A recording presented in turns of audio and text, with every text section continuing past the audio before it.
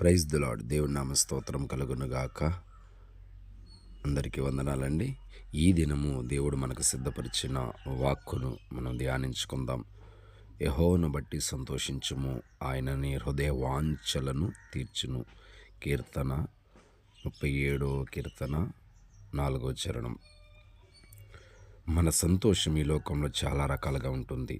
కొంతమందికైతే కొన్ని స్థలాలు తిరగడం బట్టి సంతోషము, జలవిహారాలను బట్టి, సినిమాలను బట్టి, సీరియల్ని బట్టి, అదేవిధంగా ఈ లోకంలో ఉన్న వాటిని చూడడము, వాటిని దర్శించడము, వాటిని అనుభవించడమును బట్టి సంతోషం ఉంటుంది. కానీ దేవుని నమ్మిన వారికి ఏ విధమైన సంతోషం ఉంటుందయ్యా అంటే దేవునిని బట్టి సంతోషము. అందుకనే కీర్తనకారుడు అంటున్నాడు, యెహోవాను బట్టి సంతోషించుము.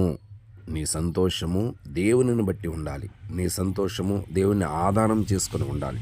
కాబట్టి ఆ విధంగా ఉన్నప్పుడు దేవుని కృప మన మీద అత్యధికంగా ఉండడమే కాకుండా రెండవదిగా ఆయన నీ హృదయ వాంఛలను తీర్చును. కాబట్టి మన హృదయ వాంఛ ఏదై ఉన్నదో దేవుని బట్టి సంతోషిస్తే ఆయన మనకు అనుగ్రహిస్తున్న మాట మన హృదయ వాంఛలను తీరుస్తానంటున్నాడు.